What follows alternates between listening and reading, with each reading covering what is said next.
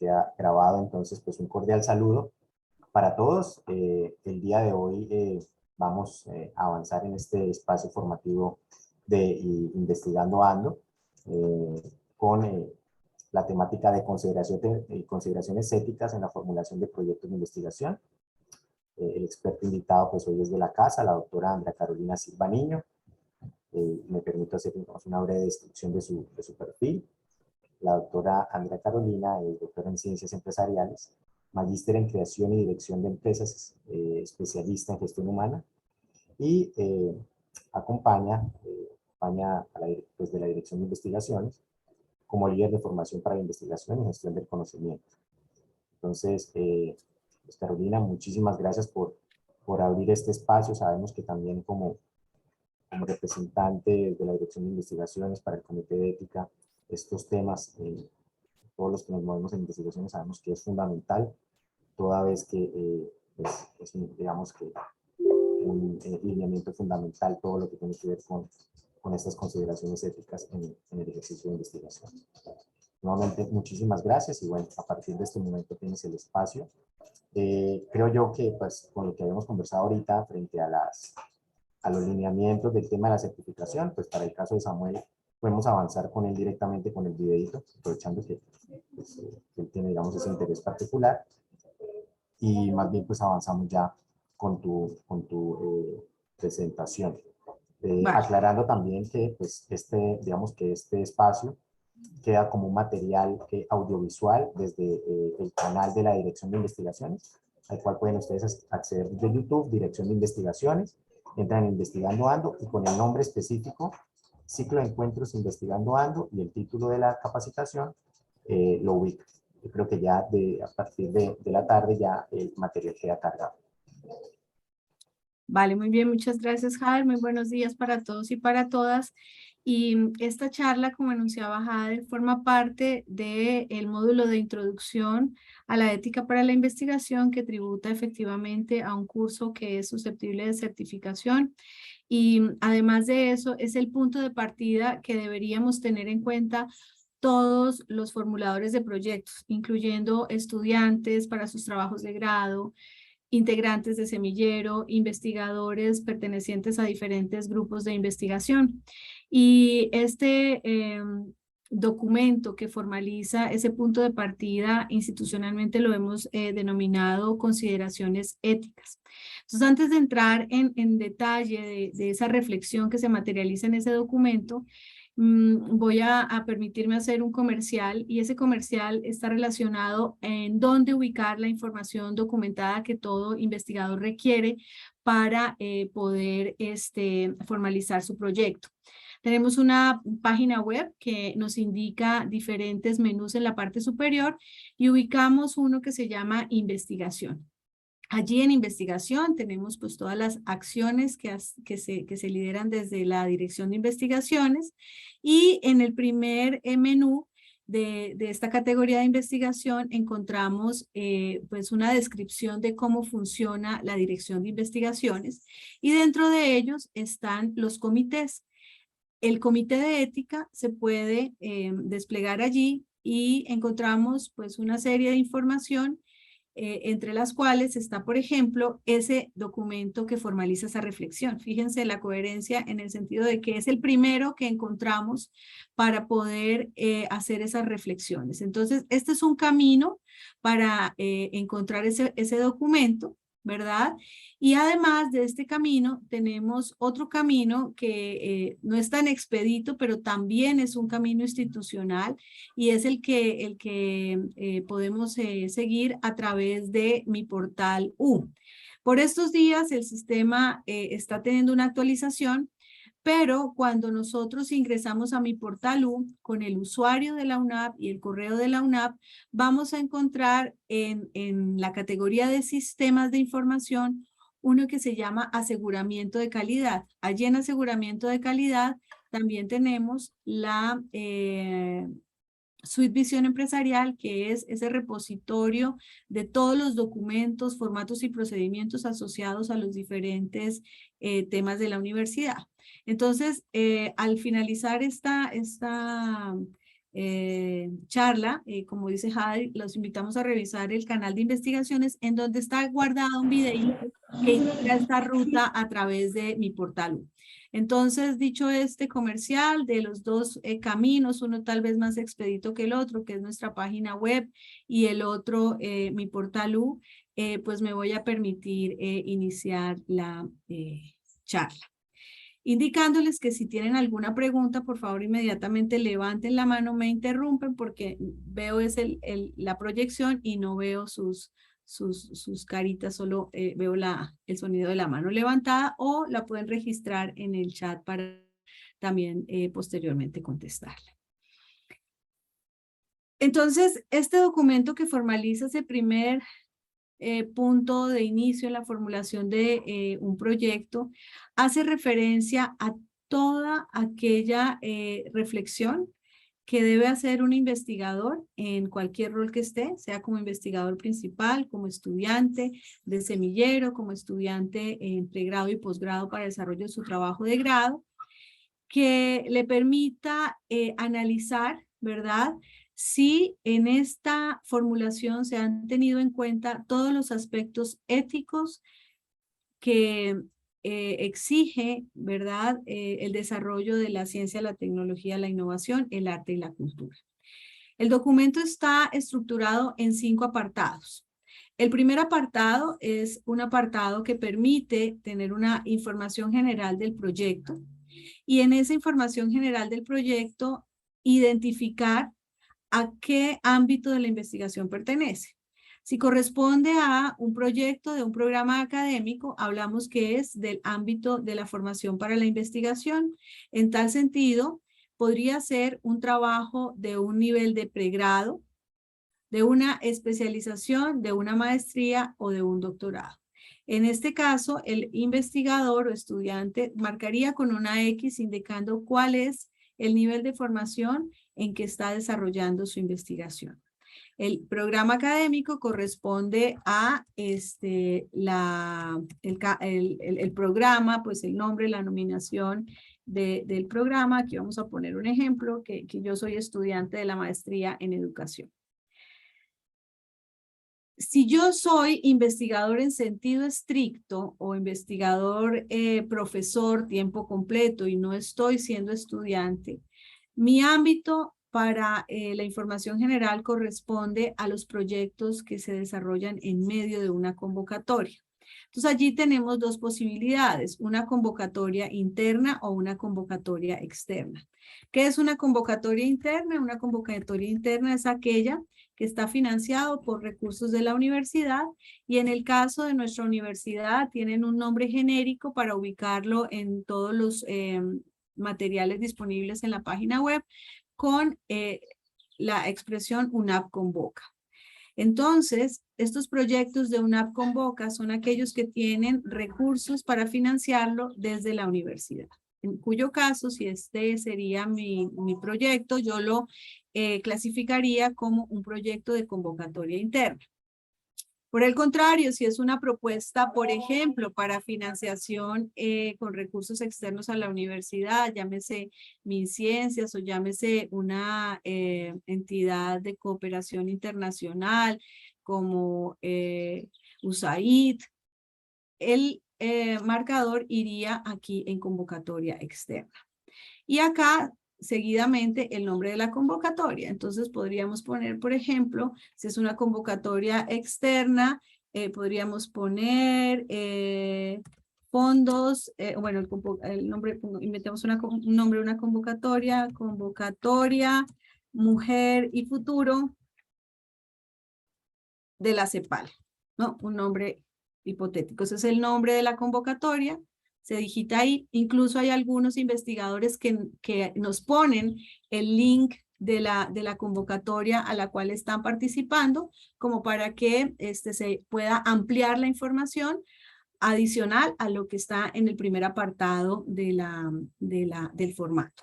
Entonces, este espacio básicamente es para darle la posibilidad al Comité de Ética, quien recepciona estas reflexiones, ubicar a qué corresponde el proyecto.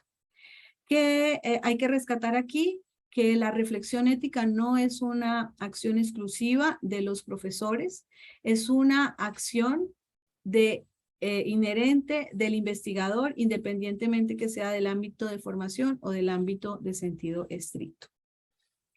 El título del proyecto, pues, es el nombre o la identificación que yo le he dado a mi proyecto.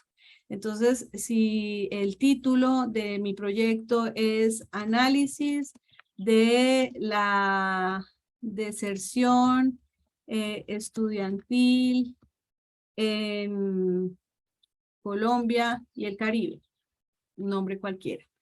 Este es el que debe coincidir con toda la información que esté en el documento de Word donde estoy escribiendo mi propuesta, en el formato de valoración técnico que estoy presentando a mi campo de formación y en los demás anexos. Siempre mantener pues la misma nominación. Es como la forma de identificar a la persona, es la forma de identificar el proyecto.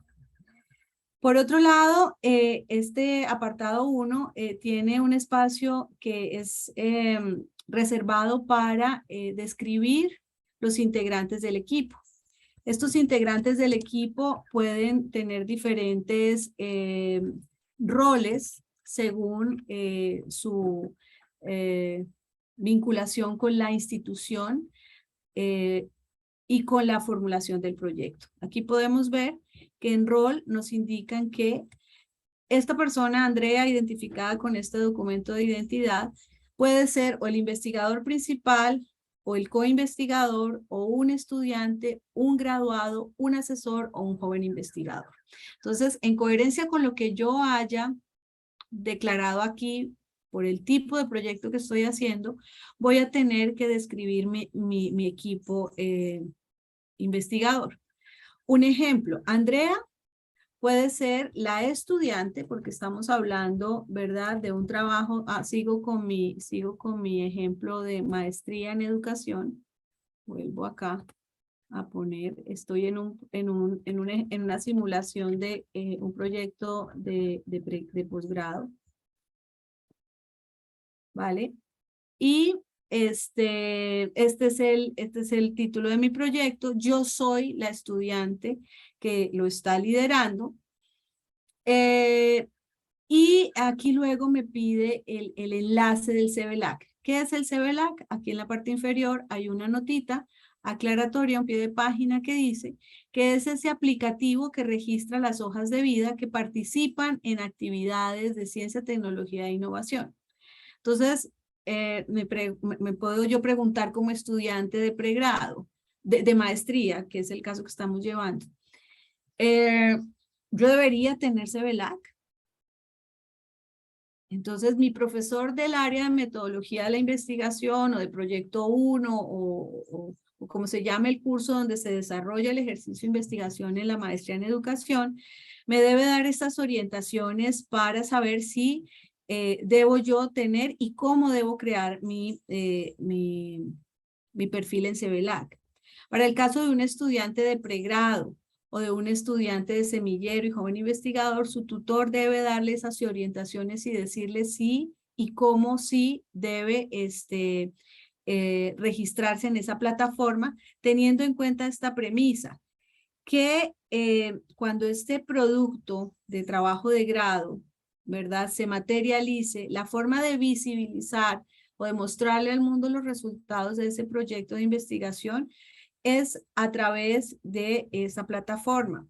Entonces, si el profesor que hace las veces de director o de asesor de ese trabajo de grado tiene el interés en hacer ese proceso de visibilización, va a acompañar la creación del CBLAC. Una claridad importante es que es mandatorio para los profesores que son formuladores, es decir, para proyectos del ámbito de sentido estricto o de convocatorias internas o externas. Para los estudiantes del ámbito de formación es optativo de acuerdo a las indicaciones que reciban de su profesor, director o asesor del área de metodología de la investigación. En este caso, digamos que yo no tengo y no, mi director dice, no, realmente yo no tengo cómo anclar este proyecto a mi CBLAC y no lo pongo. Entonces ponen ahí, no aplica. Ahí me permite esto hacer una sugerencia, observación o recomendación, y es que no dejen en blanco ningún apartado del formato. Si no hay nada que poner, pues se pone no aplica o no disponible. Luego me preguntan que si Andrea, la estudiante de maestría en educación, tiene un contrato o vinculación con la UNAP. Puede ser civil o laboral. En este caso, yo no tengo como estudiante ni un contrato civil ni un contrato laboral. Esta pregunta está asociada al numeral 4, que tiene que ver con derechos de autor. Por eso es importante tener esa respuesta acá. Pero por otro lado, tenemos a Diana, que Diana es mi directora, ¿verdad? Es mi profesor. Fíjese que aquí no aparece ese rol, pero es otro rol que existe. Director, trabajo de grado. Es la persona que desde el programa de maestría en educación me está orientando a mí, Andrea, para tener un trabajo de grado acorde con los rigores del método científico. Aquí se aplica y ella tendría que copiar el CBLAC de ella, que es una dirección URL, y pegarla ahí. ¿Por qué? Porque ella es profesora, en primer lugar.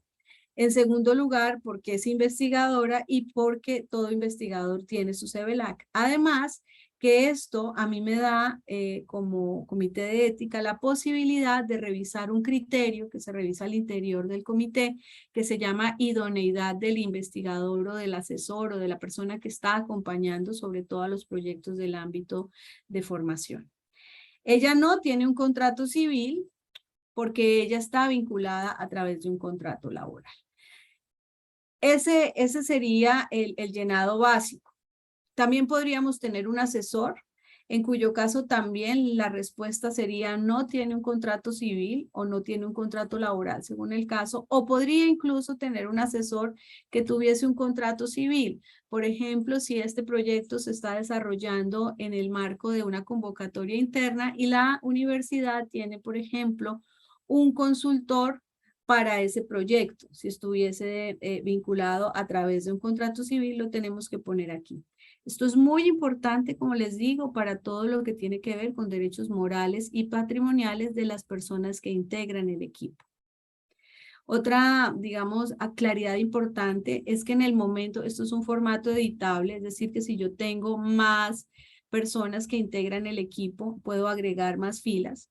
Lo importante aquí es que desde el momento de la reflexión se listen todas las personas que van a tener que ver con el desarrollo del proyecto, como investigador principal, como estudiante, como director, como asesor interno, asesor externo, o sea, el rol que la persona vaya a tener dentro del equipo investigador.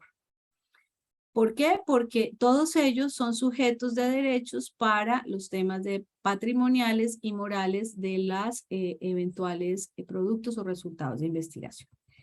Este es el primer apartado. No sé si hay alguna pregunta. Pareciese muy sencillo y muy lógico de que yo pudiera suministrar la información, pero a veces surgen preguntas como por ejemplo, si yo no sé si la persona tiene una cosa u otra, por ejemplo, ¿no? Aquí podría ser. No, yo no tengo ni idea. Para eso hay un conducto regular que inicialmente a nivel de programas académicos sería el director de programa o el coordinador de la maestría o la persona que administra el programa para que me diga si mi profesor es un tiempo completo, una hora cátedra, un consultor, no sé, pero hay que consultar en primera instancia con esta persona para que me dé el tipo de vinculación. Esto es una de las cosas que a veces llega en blanco y cuando se le pregunta a la persona que lo diligenció es que yo no sabía. Entonces hay que buscar agotar las preguntas, y si esta primera, digamos, esta primera persona, que es el director de programa, el coordinador, el que administra el programa, no tiene la información, cada campo de formación más la Facultad de Técnicos y Tecnológicos tiene un coordinador de investigaciones, que es la persona que en segunda instancia podría asesorar el diligenciamiento de estas reflexiones éticas cuando el investigador o el estudiante del semillero o el tutor del semillero tenga alguna inquietud. Caro, hay una manito levantada de la Por profesora favor. Nadia. Adelante, profe Nadia. Hola Andrea, hola a todos y todas. Antes había una pregunta en el chat, entonces no quiero pasarme el orden. Ayúdamela entonces a leer, Nadia, porfa. En el caso Una pregunta de Samuel. Vale. Samuel, en el caso de participar en un simposio, congreso o conferencia, ¿se debe diligenciar también el formato? Vale. No, no, porque la participación en un simposio o en una conferencia no es la formulación de un proyecto. ¿Qué pasa? Que si ese proyecto, y es muy buena la pregunta, si esa ponencia, participación en ese evento académico es resultado de la formulación de un proyecto, en el momento cero, cuando se formuló el proyecto, sí debe estar hecho en consideraciones éticas, porque incluso algunos curadores o comités académicos de eventos piden el aval ético en la formulación del proyecto como un requisito de postulación para ser speaker en las conferencias. Entonces, la respuesta es no, pero en teoría, en el momento cero, si esa ponencia es resultado de un producto, debió tener sus reflexiones éticas en el formato de la UNAM. Uy, gracias. Ahí me surge otra. Yo tengo una, devolviéndome un poquito, Andrea, con el tema del CBLAC. Yo en este momento estoy haciendo un proyecto con la Procuraduría General de la Nación.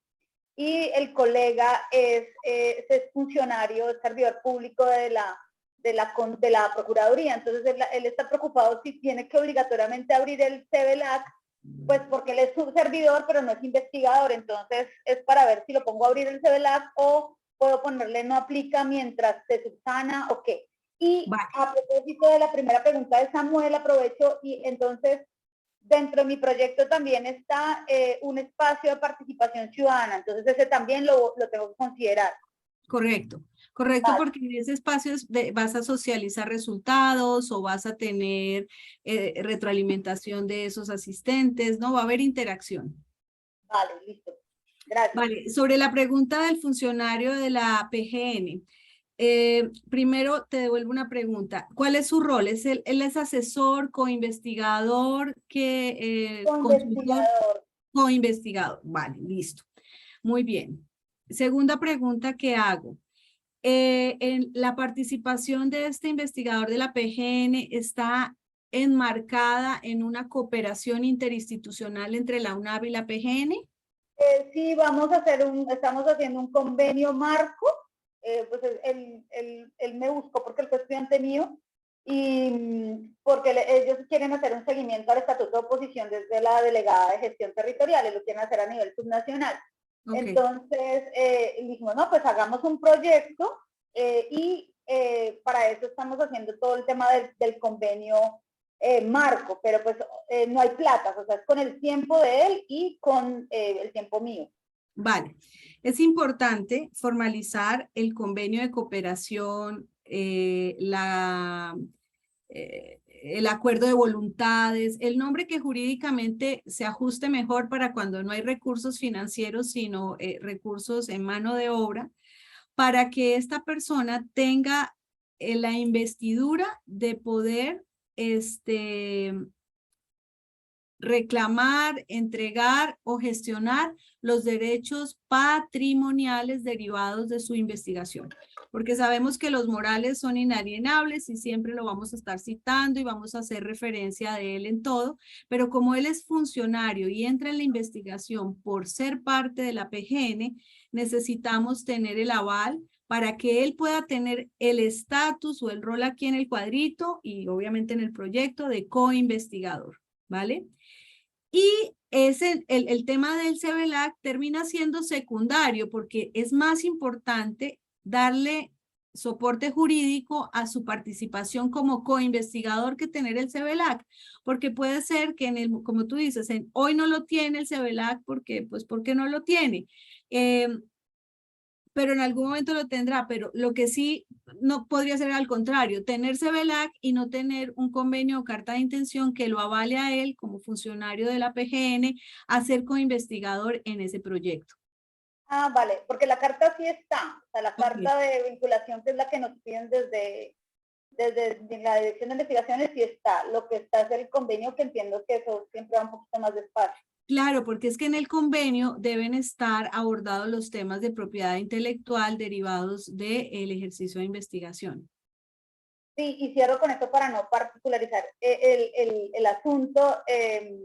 Sí, a mí, Alexander me dijo que ellos están pensando hacer de una vez un convenio muy general, marco, para aprovechar el vínculo con la Procuraduría en caso tal de prácticas, pasantías y demás. Entonces, pues esa es la figura que me recomendaron. Sí, y ellos siempre ponen ese apartadito de la propiedad intelectual, el tema de la cesión de derechos, para que esté en coherencia con nuestra política y reglamento de propiedad intelectual. Entonces, sí, gracias. En esa pregunta, digamos, es más flexible el hecho de no tener CEVELAC en el momento de las reflexiones éticas, sobre todo cuando el investigador hasta ahora comienza su carrera y no tiene, pues, por qué tener lleno el CEVELAC, ¿verdad? Es más importante el que le dé de alta para poder estar aquí con el rol de coinvestigador, ¿vale? Vale, gracias. Listo. Bien, en ese caso, digamos que este funcionario de la PGN iría acá, su rol sería coinvestigador, y aquí en vínculo tendrías un no en civil y en laboral, ¿vale? Bien. Vamos entonces al core del formato, que es Carolina, el... ¿me permites Sí, comentar una cosita? claro. De golpe también para ponerte en contexto, porque la pregunta que hace Samuel, digamos que tiene una relevancia importante por algo que hemos venido conversando con ellos. Esto nos pone en el escenario de formación para la investigación, propiamente en la dinámica de semilleros. En la reunión con los chicos de salud, ellos comentaban que, porque si, digamos que hemos generado, digamos, como la consideración de asociar a sus proyectos de semillero con proyectos en sentido estricto. No que se vuelvan en ese sentido, sino que los asociemos, ¿sí? Como está en la plantilla, como está en la TDR. Y te pongo este contexto también para agregarle a Samuel, porque pues yo a ellos se los expliqué, y era precisamente esto, Samuel. La respuesta de Carolina va en el sentido de que en el momento de que ese proyecto de semillero esté asociado a un proyecto de sentido estricto, el proyecto de sentido estricto tendrá esta ficha. Y al tenerla, responde tu pregunta, ¿no? o viene la respuesta que te dio Carolina. No, precisamente por eso no se desarrollaría esta ficha. ¿Por qué? Porque en últimas ese proyecto de semillero termina siendo un producto, o puede ser un producto de la investigación en sentido estricto que se viene desarrollando al estar asociado con él. Vale, gracias. Entonces, mencionaba que vamos al core del formato, y por qué digo el core no es que sea más o menos importante, pero es el que me va a marcar la pauta para los siguientes apartados del formato. Entonces, el apartado 2 son puntualmente las reflexiones, ¿verdad? A partir de una serie de preguntas detonantes, 10 preguntas detonantes que todas se deben contestar. La respuesta es sí y no, y están relacionadas básicamente con lo primero, las dos primeras, si tenemos sujetos participantes, bien sea de manera individual o de manera grupal. Individual es cuando son dispersos, digamos, mujeres, cabezas de familia, menores de 25 años, residentes en Florida. Entonces, ahí esos son sujetos, ¿verdad? Y ahí iría un sí, una X en sí. También podrían ser que fueran mujeres cabeza de familia, residentes en Florida Blanca, de 25 años, de la Ciudadela Nuevo Girón o del barrio El Claveriano, en cuyo caso, ¿verdad? Es una intervención que, digamos, tiene amplitud a comunidad, porque están ubicadas o están delimitadas por un espacio físico, están delimitadas por un tema cultural, étnico, por una condición, por ejemplo, de ser beneficiarios de un plan, del gobierno, qué sé yo. Es decir, que haya un criterio de unificación. Entonces allí también yo como investigador debo declarar si es toda la comunidad o son sujetos de manera aislada. La pregunta 3 y 4 está relacionada con otros seres vivos no humanos, ¿verdad? Que son la flora, la fauna, los microorganismos y que también son sujetos de derechos y que además de que son sujetos de derechos, bueno, no es la forma correcta de decirlo, pero además de que tiene pues unas condiciones particulares, su intervención puede generar impactos en otros seres humanos. La pregunta 5 se devuelve un poco, las 5 y las 6 se devuelve un poco a la caracterización del grupo 1 y 2 y nos hace hacer como un zoom sobre las características de esas personas humanas o de esos seres humanos que vamos a intervenir, ¿verdad? Y en la pregunta 5 nos preguntan que si son considerados como vulnerables. ¿Qué son personas vulnerables de acuerdo con esta conceptualización? Son aquellas personas que tienen un especial riesgo de sufrir algún daño por temas de la vida, pero que se pueden enfatizar más con la investigación. Por ejemplo, vuelvo al ejemplo, mujeres cabezas de familia de 25 años de Florida que formen parte del grupo de la ARN. Ellas tienen una característica por su proceso de reincorporación que las hace más sensibles que lo pueden ser unas madres adolescentes de el mismo municipio de Florida Blanca. Entonces, en este caso, habría que poner una X en el sí de que existe una vulnerabilidad en esos sujetos participantes, comunidad o individuo que he marcado en la pregunta 2 o 1. La pregunta 6 también me hace como enfatizar un poco en qué tipo de vulnerabilidad. Entonces, por ejemplo, si sigo mi metáfora, sería una X en víctimas de conflicto armado, ¿verdad? Bien. Entonces, aquí el formato me indica también que si tengo personas menores de 18 años, puedo decirlo, ¿verdad? Y que si esa investigación va a tener algún tipo de impacto en el patrimonio cultural, inmaterial o arquitectónico. Y entonces muchos nos preguntan, ¿pero qué implica una intervención en el patrimonio cultural, inmaterial o arquitectónico? Por ejemplo, en el arquitectónico implicaría registro fotográfico de la arquitectura colonial en los pueblos de la provincia guanentina de Santander. Allí hay unos registros fotográficos que si bien la autoría de la foto es del artista audiovisual que la registró, el contenido de la arquitectura es sujeto de protección porque resulta que hay algunos pueblos que ya son patrimonio inmaterial de la humanidad. Entonces, allí habría que poner una X en sí, si es que mi proyecto está orientado aquí. Si sigo con mi ejemplo de las madres de 25, no sé qué, de Florida Blanca, pues eso no tiene nada que ver, pondría un no. También si sigo en mi ejemplo, en la pregunta 9 me habla de dispositivos médicos regulados por ese decreto que está ahí, que es el 4725, que ya brevemente les explico de qué es, o por otro, ¿verdad? Que esté normado ese tipo de dispositivo, en cuyo caso les agradecemos a los, especialmente los médicos y los ingenieros biomédicos, nos indiquen cuál es la normativa que lo regula, porque en esos temas de dispositivos y de cosas de salud hay muchísima normativa. Pondríamos sí, pero si seguimos en el caso de ejemplo sería no, porque nada que ver con dispositivos médicos. Y ese regulación de dispositivos médicos 4725 que dice palabras más, palabras menos, que no se puede hacer ninguna prueba con esos dispositivos en personas, ¿verdad? En sujetos participantes si no se cumplen una serie de requisitos. Entonces, cuando a nosotros nos llega al Comité de Ética un proyecto que dice que sí tiene sujetos participantes y que sí hay que el proyecto sí implica un dispositivo médico regulado por eso, entonces tenemos que encontrar otros documentos anexos que vienen relacionados con temas del INVIMA, ¿vale? Entonces, por eso digo muy rápidamente quiero decir que este sí implica que el investigador tenga otras reflexiones en cuanto a el uso de esos dispositivos médicos en sujetos participantes. Y la última pregunta es que si la convocatoria o el programa exige reflexiones éticas o un concepto estricto del Comité de Ética.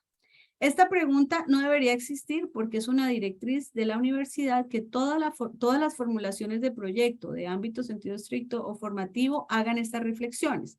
Sin embargo, se incluyó porque convocatorias externas piden que se tenga el aval ético por la exigencia de ellos. Entonces ahí es cuando yo digo, sí lo pone la TDR de la convocatoria en la cual yo estoy participando. En síntesis, todas las respuestas de este apartado 2 dependen de, excepto la 10. La 10 siempre va a ir sí. ¿Por qué? Porque la UNAP exige a todas las formulaciones que se hagan las reflexiones éticas. Ahora quiero hacer una especial, digamos, recorderis o énfasis aquí en esta estrellita que está puesta en la pregunta 2.1. Y es cuando yo respondo que sí, voy a tener, ¿verdad?, intervención con personas. Cuando yo voy a tener intervención con personas, aquí el instructivo me manda una nota que dice que cuando hay sujetos participantes, yo debo garantizar el manejo adecuado de la información personal que indica la ley de habeas data 1581 y todos los decretos reglamentarios. Para los temas de investigación, ese documento se llama consentimiento informado. En el caso de mayores de edad y en el caso de menores de edad se llama asentimiento informado. Entonces aquí voy a hacer un paréntesis para un comercial también. Es que en nuestra página de YouTube también ya tenemos varias sesiones grabadas con expertos sobre consentimiento y asentimiento informado y varias sesiones grabadas sobre el manejo de habeas data. Pero también existen otras fuentes de información, como lo puede ser la Superintendencia de Industria y Comercio, que justo hasta el martes 16 de agosto, es decir, después del puente, está recibiendo las inscripciones para un curso virtual gratuito sobre la protección de datos personales en plataformas digitales. Hago la invitación porque me parece interesante, sobre todo el enfoque que le puedan dar a plataformas digitales. ¿En qué sentido? Pues plataformas digitales se puede entender muchas, ¿no? No sé, las de pedir el taxi, las de hacer citas, muchas, pero también podrían abordar un poco el tema de las encuestas o el trabajo de campo virtual. Entonces, por eso, pues, vamos a asistir con Jader para escuchar esta capacitación, pero seguramente digamos en el preámbulo van a explicar el tema normativo. Entonces también están estos recursos disponibles. Les voy a copiar el link de la página para que se inscriban e igualmente van saliendo en esta página de la superintendencia otros cursos de propiedad intelectual, de derechos morales, de derechos patrimoniales. Entonces pues la invitación es para que también puedan participar de esas charlas. Lo único que piden, ay, ahora me perdí dónde estoy, lo único que nos piden es pues inscribirse y asistir juiciosamente para no quitarle de pronto la oportunidad a alguien de asistir que sí lo necesite porque son cupos limitados. Bien. Carolina, te hicieron una preguntita en el chat. Sí. Hay una preguntita en el chat que dice, en el caso de mi proyecto se desarrolla en 2 fases. En la segunda fase se hará la intervención en comunidad y debo realizarla. Ok, muy bien. Primero que todo, muchas felicitaciones por plantearlo por fases. ¿Por qué? Porque es que hay fases en las cuales, por ejemplo, yo no tengo X en sujetos participantes. Entonces tengo mis reflexiones éticas para la fase 1, donde seguramente en las preguntas 2 del apartado 2 pongo no, excepto a la 10 que es sí, porque me piden el consentimiento informado, pero en la fase 2 sí tengo X. Y efectivamente debe hacer la comunicación o el proceso de consentimiento informado con sus sujetos participantes. efectivamente, ¿sí? Y cuando se llene ese segundo consentimiento, esa segundo consideraciones éticas, se le debe adjuntar ese consentimiento informado, la estructura, del cual les decía que hay 2 o 3 charlas grabadas en Investigando Ando en el canal de YouTube sobre cómo se hacen consentimientos informados y cuál es el objetivo de consentimiento informado. Asimismo, siempre está abierta la posibilidad, Samuel, de si quieren que les revisemos el consentimiento informado, con mucho gusto lo podemos hacer. Bueno. Entonces, esa es la notica que está aquí, y fíjense que aquí en teoría está el link. ¿Y por qué digo en teoría? Porque, como saben, estamos migrando la página web, estamos validando que todo esté, pero allí está el consentimiento informado. Digamos que ustedes dan el clic en el enlace y los manda y la página sale no found. Tienen el código para buscarlo en la suite Visión Empresarial. Por eso siempre el comercial de utilizar las 2 plataformas. Vale. Vamos entonces al apartado 3, que son los métodos de recolección.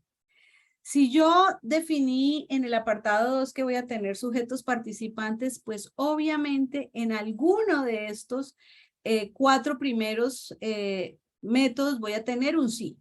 Voy a tener un sí en entrevistas, en grupo focal, en taller, en encuestas, ¿vale? Entonces, de algún modo tengo que registrar.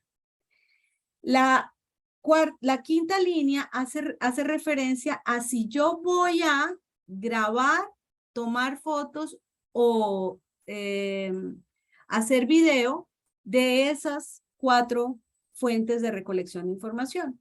No necesariamente, puede ser que yo aquí ponga no, yo la hago en el papelito, la pregunta sí o no, o respuesta abierta, lo que sea, recojo mis hojitas y me voy. Yo no necesito fotos, yo no necesito datos personales, porque yo solamente voy a pararme en la 33 y a entrevistar a ciudadanos de Bucaramanga.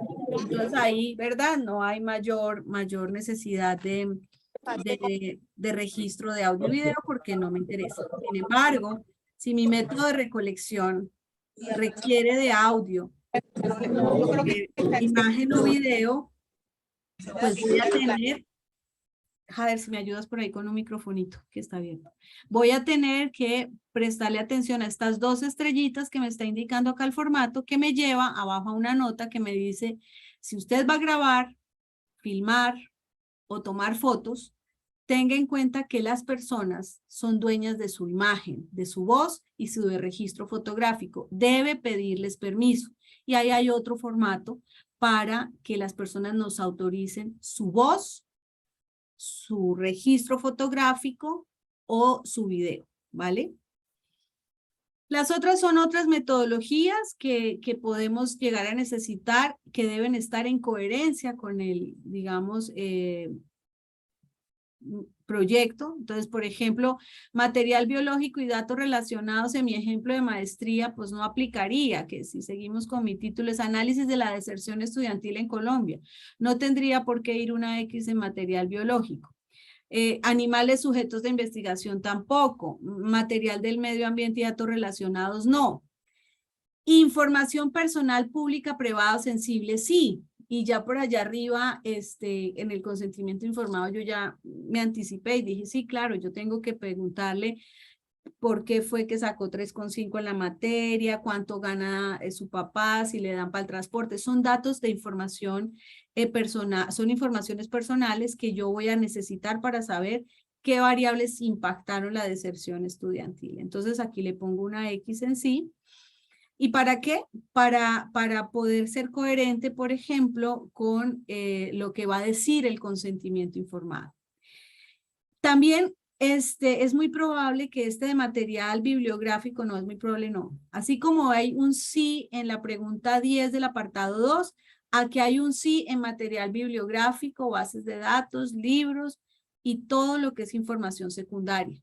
¿Por qué? Pues porque todo proyecto tiene un marco de referencia, un estado del arte y en todo caso siempre voy a tener que poner una X acá. No existe ningún proyecto que no tenga esto. También está este caso especial de bases de datos con información personal o cualquier otro documento que contenga información susceptible de la ley de tratamiento de datos, pudiendo ser esta de naturaleza pública o privada. Por ejemplo, si yo voy a acceder a la a la encuesta nacional de hogares del DANE, es una información pública, ¿verdad? Entonces sí la voy a necesitar. O si yo, por ejemplo, esto es algo que nos pasa mucho, quiero aplicar mi instrumento, mi encuesta, entre los estudiantes de la universidad. Ahí, ¿verdad? Debe haber una certeza que yo como universidad, como programa académico, tengo la potestad de mandarle información de proyectos de investigación para que participe. Se da mucho que le llegan a los correos de la universidad encuestas de estudiantes o de un profesor que le manda uno y dice, ayúdame con esta encuesta. Esa práctica en el sentido riguroso, ¿verdad?, de la Ley de Protección de Datos es inadecuada. ¿Por qué? Porque yo no tengo autorización, y en eso también tenemos una charla de Mario Guevara en el YouTube. Yo no tengo autorización ni siquiera de dar el teléfono de alguien para que por el WhatsApp le manden la encuesta, ¿no? Entonces, ahí hay que ser muy cuidadosos. Y si tengo la necesidad de utilizar base de datos, es decir, le voy a poner una X en sí, debo tener el convenio donde ese grupo poblacional, dueño de esa información privada, autoriza a ese recolector a suministrarla a terceros, ¿vale? Bien, y la otra pregunta es si nuestra investigación va a tener material, patrimonio inmaterial o cultural de la región, del país, y en cuyo caso pues también habría que tener los permisos. Hace poco nos hicieron una consulta sobre qué permisos o qué autorizaciones debían buscar unos investigadores de música para tomar unas obras de un artista X y hacerle unas propuestas de adaptación a diferentes ritmos. Y voy a poner un ejemplo reciente, no sé si ustedes siguieron el canal de YouTube de Daniel Samperospina, donde creo que la Sinfónica de Bogotá y un maestro hicieron unos arreglos del himno nacional, ¿verdad? En diferentes ritmos folclóricos colombianos. ¿Sí? Sí, en ese caso, cuando se toma una obra y se hace una adaptación, el dueño original de la obra debe permitir, ¿verdad?, la intervención a esas partituras, a esas piezas musicales para hacer las nuevas versiones. Es lo que marcaría como X en sí el hecho de que yo usara esa información. Y otras fuentes de información, pues que no estén contenidas en ese listado, pues ya el investigador pondría allí esa otra fuente. Nosotros creemos que el listado está muy completo, pero si hay otra, pues es, como digo, perfectamente editable el formato y se pueden incluir otras fuentes de información. No sé si hasta aquí hay alguna pregunta o alguna manito levantada. Bueno. Bien, cuarto y quinto apartado. Cuarto y quinto apartado son los apartados que me permiten hacer como una especie de control con ese sí no que puse en el tipo de vinculación que tiene el investigador con la universidad. Entonces, derechos de propiedad intelectual. Entonces, aquí la primera reflexión que todo investigador, joven investigador, integrante de semillero, debería hacer es ir al repositorio de la universidad y leer y echarle un análisis a la política y al reglamento de propiedad intelectual de la universidad. Allí se aclaran muchas dudas que a veces surgen en qué hacer con situaciones que se nos presentan con la formulación de proyectos y qué expectativas realistas debe tener el autor sobre los productos derivados de esas investigaciones. Entonces, ese es el primer consejo o sugerencia, y es que podamos echarle un ojito en el repositorio a la política y reglamento de propiedad intelectual.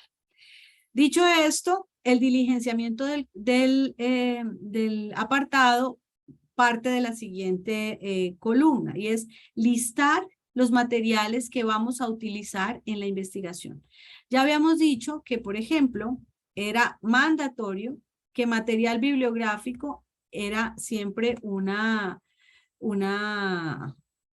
fuente de información. Entonces aquí todo proyecto debería llevar en esta primera casillita material bibliográfico. ¿De quién son los derechos morales? De los autores de los textos, de los autores de los artículos, y los patrimoniales, ¿de quién son?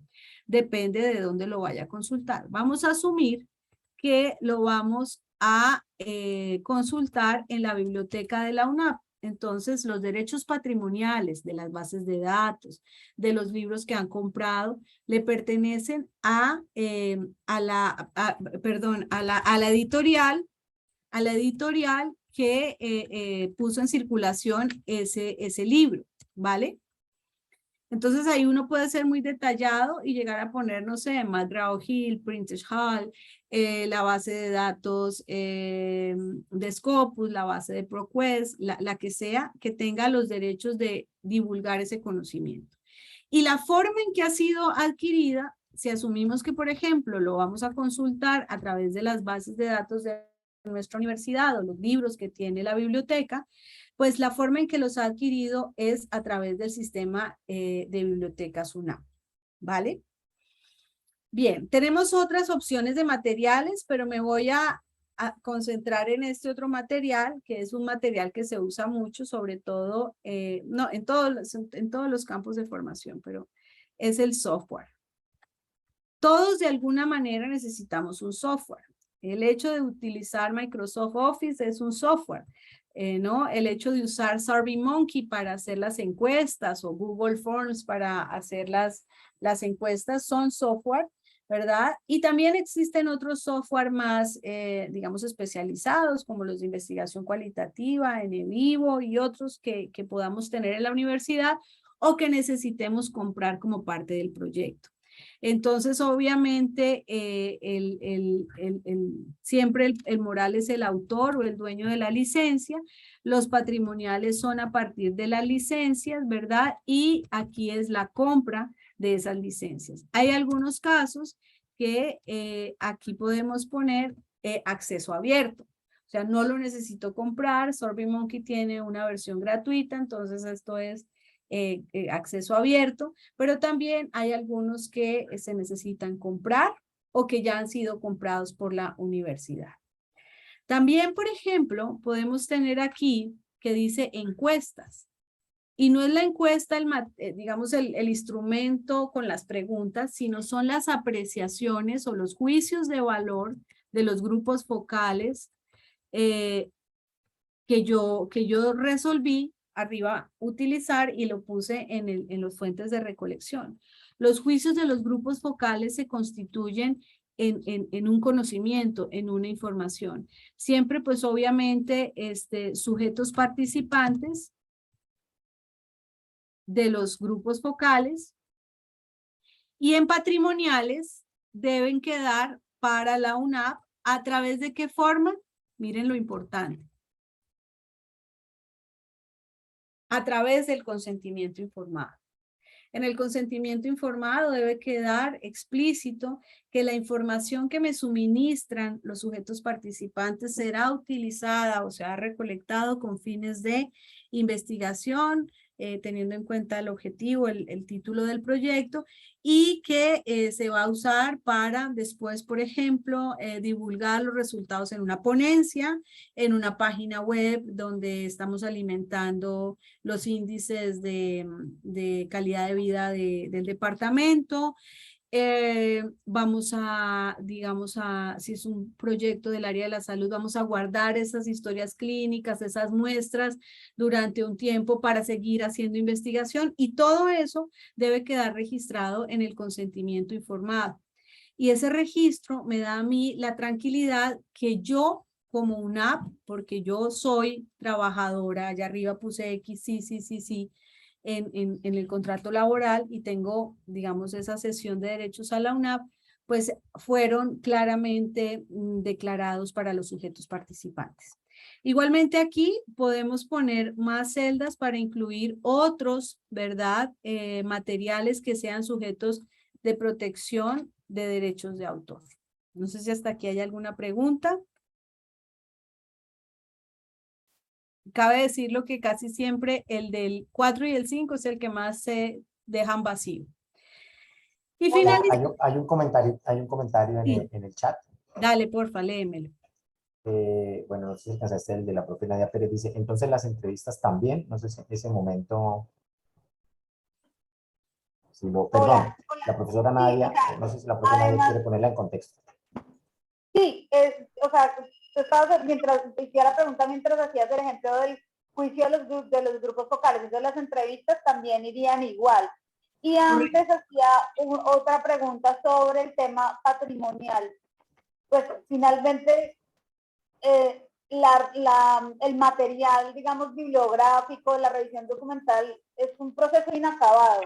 Entonces nos sugieren poner las principales o todas, digamos que por lo menos, digamos que tengamos en nuestro estado del arte, eso por un lado. Y hay unos que hacen parte de nuestra biblioteca personal. Entonces, digamos, ahí muchos no son de la U, sino son de otros, o sea, fueron Vale. adquiridos de otra manera o son de acceso libre. Digamos, como muchas bases de datos que son de acceso libre. Entonces, también les ponemos.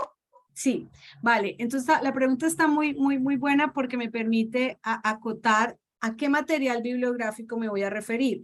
Puedo tener 3 grupos de material bibliográfico. Voy a inventar. Material bibliográfico relacionado con los sistemas educativos sigo en mi proyecto de maestría, ¿verdad? Material bibliográfico relacionado con el sistema educativo colombiano. FECODE y Ministerio de Educación y no sé qué, eso es Open Access, como acabas de decir.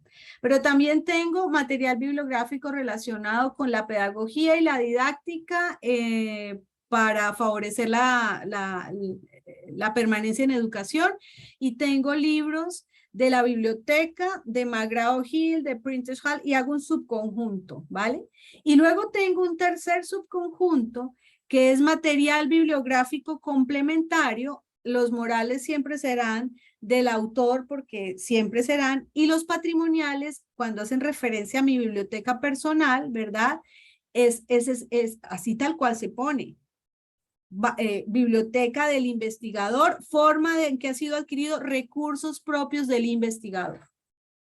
Entonces es muy buena la pregunta porque yo metí en un solo grupo todo el material bibliográfico, como si la UNAP fuera la única fuente, ¿verdad?, de acceso a eso. O puedo ir a otra biblioteca y esa biblioteca puedo hacer uso de esos materiales de la Luis Ángel Arango por préstamo interbibliotecario red, Unired, o préstamo bibliotecario Universia. Entonces, sí es buena digamos, la claridad, porque no todos tienen, sobre todo, la misma forma de adquisición, ¿vale? Entonces eso.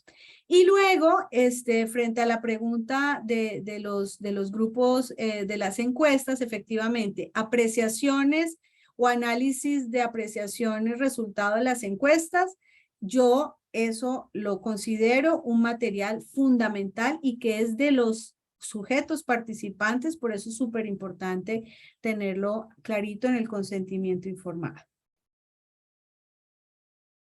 Vale, gracias Nadia, muy buena tu pregunta. Vamos a cerrar entonces con el apartado 5, que es el apartado... Perdón, Andrea, qué pena. Samuel también me estaba preguntando otras cosas en el chat. A ver. Los instrumentos que se usan también se deben registrar, por ejemplo, las baterías que han sido adquiridas por la universidad. Vale. Cuando yo presento el consentimiento informado, el ideal es que yo anexe el instrumento. Pero si para el momento, ¿verdad?, de el sometimiento del proyecto, yo todavía no tengo claridad de cuántas y qué preguntas voy a hacer, por muchas razones, entre otras porque, por ejemplo, no he terminado toda mi documentación del estado del arte y no tengo toda la revisión bibliográfica al 100, estoy en la formulación, estoy en el momento 0. Pero yo ya tengo pues un conocimiento y un punto de partida. Puedo establecer una estructura propuesta de ese instrumento en el anexo. Y ese anexo debe decir, mire, yo voy a hacer preguntas, de todas voy a hacer preguntas de Likert y todas son cerradas. No voy a tener preguntas abiertas porque no me voy a dar mala vida y yo no. Y voy a hacer máximo 15 preguntas porque yo aspiro a demorarme con cada sujeto participante 20 minutos. Y como las voy a hacer presenciales, no virtuales, entonces eso me implica que yo necesite X tiempo para desarrollar mi trabajo de campo. Entonces, es en un anexo al consentimiento informado, contarle al comité cómo se tiene proyectado hacer el cuestionario y qué metodología iría a utilizar, virtual, asincrónica, es decir, enviar el link por el correo, virtual sincrónica, como estamos haciendo, o presencial. A veces el comité pide un poquito más de detalle en el instrumento, sobre todo con proyectos que tienen en su información general, digamos, temas sensibles. Entonces, por ejemplo, algún día es diferente, por ejemplo, el cuestionario que se va a hacer para situaciones postraumáticas después de acceso carnal violento en menores de edad. Ese tema, el tipo de pregunta es distinto a las preguntas que puede uno tener en la encuesta nacional de hogares, ¿no? No hay tanta sensibilidad. Entonces, cuando el tema de la investigación es sensible, ese consentimiento informado y ese instrumento sí se piden que esté un poquito más detallado y un poquito más casi que declarado para poder mitigar el riesgo del sujeto participante. Porque siempre en la labor del comité de ética y el ejercicio reflexivo que hace el investigador antes de terminar su formulación es anticiparse a situaciones no previstas que se puedan generar por el desarrollo del proyecto. Y si son baterías de preguntas que ya se han adquirido por la universidad o son instrumentos mundialmente aprobados que también existen para, ¿no? Entonces usan el instrumento de Marie Curie para ver la innovación, la propensión a la innovación y a la ciencia, y es un instrumento libre que todo el mundo usa, pues simplemente se hace la referencia y ya está. No sé, Samuel, si con eso contesté tu pregunta. Gracias. Vale. Bien, entonces para terminar, vamos con el último apartado, que es el apartado de conflicto de intereses. Sobre este apartado les decía que también a veces se deja vacío y por eso la insistencia tanto en hacer las charlas de consideraciones éticas para enfatizar pues en cada uno de estos apartados. ¿Qué es un conflicto de intereses? Es aquella situación que puede hacer, ¿verdad?, que yo como investigador pierda mi imparcialidad, ¿vale? Y al perder mi imparcialidad se vea afectado el objetivo del proyecto. ¿Qué tipos de conflicto de intereses hay? El mismo MinCiencia los tiene por allá en las páginas, uno los puede buscar, pero nosotros pensamos que hay, digamos, 4 tipos básicos, sin que esos sean los únicos. El primero, por sesgo, ¿verdad? El segundo, por jerarquía o por poder. El tercero, por vinculación. Y el cuarto, por derechos morales y patrimoniales. Entonces, si voy al primero de sesgos, es, por ejemplo, si yo estoy haciendo esa investigación de la deserción de las instituciones, y yo soy profesora, estudiante de maestría, pero al mismo tiempo soy profesora del Instituto Caldas, yo tal vez preferiría no incluir al Instituto Caldas dentro de mi muestra. Pero si definitivamente lo tengo que incluir porque la tipología del colegio se ajusta mucho a la descripción de mi muestra, entonces, ¿qué debo hacer? Lo que debo hacer es declarar mi conflicto de interés desde el principio y decir, institución o actor, Andrea Carolina Silva, yo considero que tengo un sesgo frente a eso. ¿Por qué? Porque soy coejecutor, o sea, estoy ejecutando el proyecto, pero al mismo tiempo soy empleada del Caldas. ¿Y cuál es el posible conflicto de interés? Sesgo, como acabo de mencionar, sesgo por vínculo laboral o por vínculo civil. Recuerdan que lo pusimos arriba en el apartado 1. Acciones para eliminar el conflicto. Mire, yo no hago trabajo de campo. El trabajo de campo lo hacen mis otros compañeros del equipo. Yo solo analizo datos. Perdón. Eso podría ser uno. El otro es el de jerarquía. Yo quiero medir el clima organizacional en la Facultad de Ingeniería. Yo trabajo en la Facultad de Ingeniería. Y le pido y mi jefe, el decano, es parte del equipo investigador porque él también es investigador.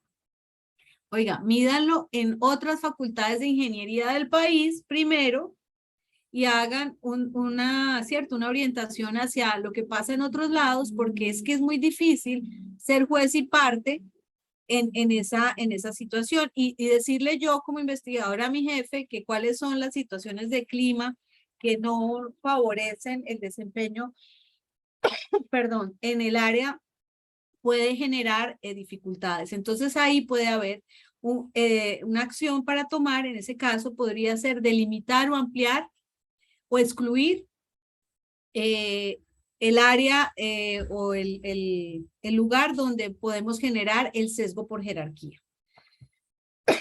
Ay, perdón, es que he hablado mucho. Conflicto de intereses por vinculación. Lo decíamos, si una persona no tiene ningún vínculo, un convenio, una carta, una cuestión de cooperación, ¿cómo le podemos exigir, por ejemplo, al funcionario de la Procuraduría General de la Nación que le dedique 1, 2, 3, 4 horas, ¿verdad? Si no hay nada, claro, uno entiende que está pues la voluntad y las ganas de hacer la investigación y que le puede servir para después tener un CBLAC más robusto, pero debe haber algún tipo de vínculo con la institución. Y luego finalmente el conflicto se puede generar por propiedad intelectual, es decir, porque al final de esta investigación va a salir la patente para la pereza, la patente que cura la pereza, y entonces nadie está exento de pues querer los beneficios que eso pueda generar. Entonces aquí en el posible conflicto de intereses, derechos patrimoniales, acción para realizar, eliminar este conflicto, firmar el documento de cesión de derechos, y ahí empatamos nosotros con el Comité de Propiedad Intelectual, que como también les mostré al inicio de la charla, forma parte de la estructura de la Dirección de Investigaciones y que en cuyo caso ya sale del ámbito del Comité de Ética y pasa al ámbito del Comité de Propiedad Intelectual. Y allí tenemos dos comités, el Comité de Propiedad Intelectual que dirime, aclara y hace firmar todo lo que tiene que ver con la cesión de derechos para evitar conflictos de intereses, puntualmente para derechos patrimoniales. Y también existe el Comité de Productos, que es donde se validan o dan de alta los resultados de los proyectos de investigación. Entonces, aquí la invitación es a que amplíen pues, su conocimiento y su información sobre los conflictos de intereses que menciona MinCiencias. Los pueden googlear en la página y encontrar y documentar y analizar ese conflicto o esos conflictos, cuáles me aplican. ¿No aplica ninguno? Pues entonces declaren. Entonces usted pone aquí equipo investigador, no nombre de institución, investigadores y equipo investigador, tipo de participación, ejecutores del proyecto, posible conflicto, no se identificó posible conflicto, acciones a realizar, no aplica, pero no lo dejen vacío. Institución o actores, voy a poner sujetos participantes, tipo de participación, grupos focales, entrevistas y muestras médicas, qué sé yo, de laboratorio, posible conflicto, propiedad, respeto a los derechos de autor y información, derecho de la habeas data y de la información personal, y acciones para realizar y eliminar este conflicto en el consentimiento informado, ¿verdad? Exonera de cualquier riesgo a la universidad. Cosas como estas, ¿vale? Pero no dejen vacío ningún apartado. Una vez ustedes ya lo han diligenciado, el deber ser es poner a un coordinador o a un par, a un externo a revisarlo para que el documento hable por sí solo. Y una vez ya esté validado, ¿verdad?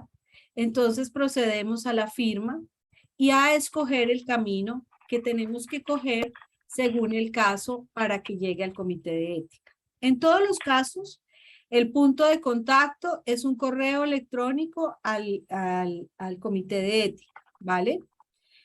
Que al final llega al comité de ética.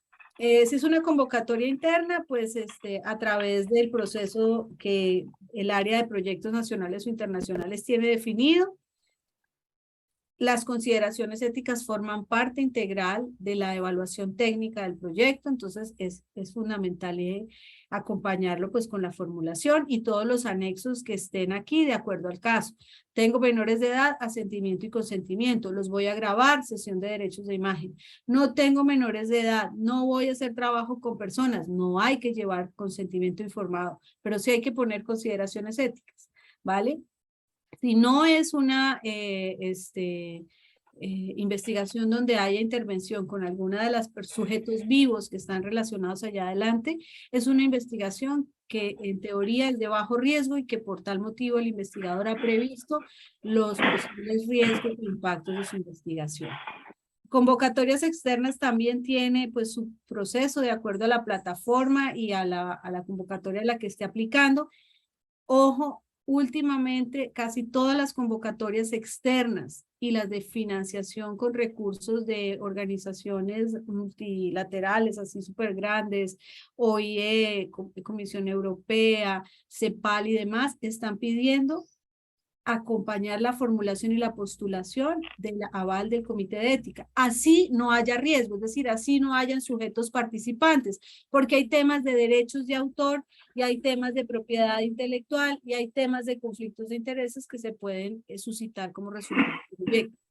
Y bueno, el caso aquí para proyectos de programas académicos, el proceso arranca, ¿verdad? Con un correo electrónico al comité de ética adjuntando todos los documentos que dan soporte a la solicitud, pero muy importante, en el cuerpo del mail, esto es una solicitud muy especial de la secretaria del comité de ética, en el cuerpo del mail indicar, ¿verdad?, que cordial saludo, soy estudiante de la maestría en educación y para mi trabajo de grado me permito adjuntar los siguientes documentos. Mi director o mi coordinador académico se llama Adriana Inés Ávila y cualquier cosa estoy pendiente al correo y enviarlo, porque a veces llega el correo con el asunto solamente aval ético y no hay un texto, bueno, claro, están los adjuntos, pero pues no hay como una antesala para saber a qué nos estamos refiriendo.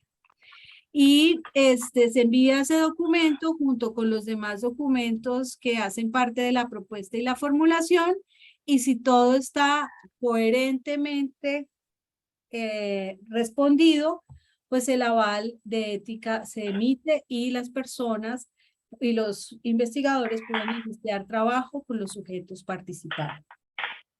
No sé si haya alguna pregunta o comentario. Esa es como la explicación detallada de lo que debe incluir el documento, pero más allá del documento, las reflexiones que llevan a diligenciar ese documento. Nadie tiene la manito arriba, no sé si quedó de otra pregunta o tienes una pregunta. Doctora, una pregunta. Adelante. En cierta ocasión yo presenté un proyecto y nos exigían un curso de la MH y no recuerdo si es H y H. ¿Ese curso todavía se está solicitando para los que trabajamos en el área de salud? La respuesta rigurosa es sí. Lo que sucede es que las plataformas gratuitas donde se estaban dictando los cursos quedaron Ya no deshabilitadas. Exacto, ya no están. Yo la busqué porque me decían que tenía que renovarse, entonces lo intenté hacer y no la encontré. Eso entonces, precisamente. ¿cómo se hace ahora? Sí, eso precisamente es un tema que analizamos la semana pasada en el comité. Entonces están buscando otras alternativas de otras páginas, otros links que estén habilitados y que sean gratuitos, porque pagos hay varios. Y hay otra limitante, bueno, no sé si sea correcto decir limitante, otra condición es que están, algunos que están gratuitos están en inglés. Entonces, si vamos a seguir haciendo la búsqueda y si no, pues pasaremos los links en inglés. Muchas gracias por su pregunta. Andrea, Carolina, yo tenía otra pregunta con respecto a el formato de autorización de derechos de imagen y grabación de proyectos de investigación, que se incluye el audio, ¿no? Entonces, en el documento anexo yo estoy poniendo precisamente como todavía no están las preguntas construidas y demás, como cuáles son las dimensiones sobre las cuales va a transcurrir la entrevista, se va a grabar, pero pues en ese formato de autorización de derechos de imagen, pues no lo adjunto porque todavía no sé a quién voy a entrevistar, porque no entiendo ahí cómo fuera ese Sí. formato. En teoría, exacto, en teoría el formato diligenciado no se debe enviar al comité de ética porque lo que tú dices, todavía no tengo la base, puedo estar apenas haciendo el convenio para tener la autorización de tener los sujetos participantes, ¿verdad? Pero lo que sí es importante es que adjuntes el documento haciendo referencia a que efectivamente el día que haya la entrevista, el grupo focal, y yo lo voy a grabar, yo les voy a hacer firmar ese documento a mis sujetos antes de hacer cualquier toma o registro. Perfecto. Yo, por ejemplo, ahorita recién sometí un proyecto a comité de ética y yo solo tengo uno que quiero grabar porque es el que tiene más información, digamos, en su cabeza. Entonces ya podía ponerle el nombre a la persona. Pero por lo general el formato va sin diligenciar porque para el momento de la formulación todavía tú no tienes los nombres de los sujetos participantes, ni la autorización, así los tengas, ¿verdad? Para incorporarlos en la investigación.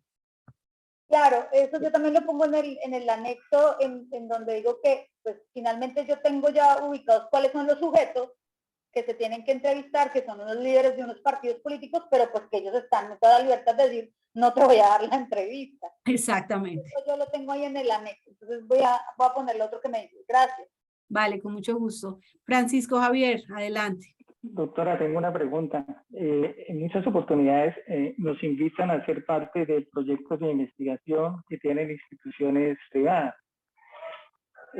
pero ellos a veces no tienen el consentimiento informado o lo están tramitando, o la institución, sea clínica, no tiene ese comité. En ese caso, cuando la propuesta ya va en desarrollo, ¿qué tan factible es de que de pronto, no me ha pasado, me lo dijeron, pero yo dije que no iba a pasar ese proyecto porque ya lo habían sometido a otro comité de ética y él sin proceder? Pero en ese caso de que no se hubiese sometido, ¿se puede presentar a la autónoma cuando lo invitan a uno como coinvestigador? Claro que sí, hay proyectos de investigación que incluso exigen de las dos instituciones participantes o de una, ¿no? Y de una vez le aclaro, si son estudios clínicos, el Comité de Ética de la Universidad Autónoma de Bucaramanga no tiene ese alcance. Vamos al de la Foscal. Estudios clínicos o en animales, el Comité de Ética nuestro no está estructurado para tal fin. Entonces nuestro respaldo es la Foscal. Correcto. O sea, lo presenta el Comité de Ética a la Foscal y la Foscal da el aval ya. Correcto. Y a nosotros lo que hacen es que nos informan, nos dicen, mira, este proyecto ya tiene el aval de ética del de la Foscal porque es un estudio clínico.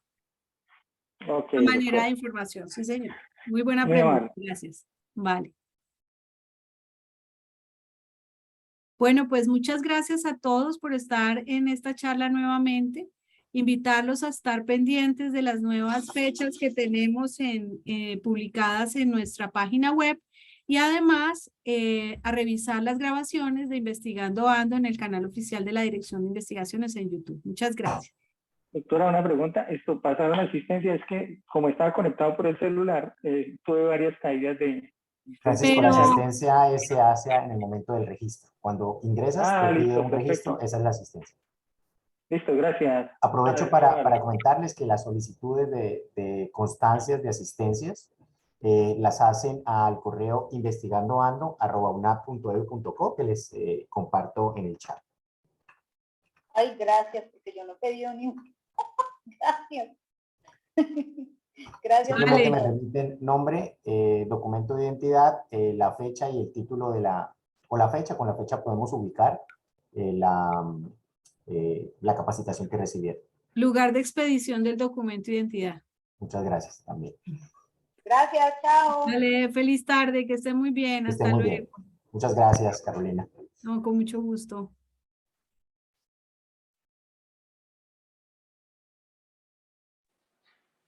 Gracias, buen día.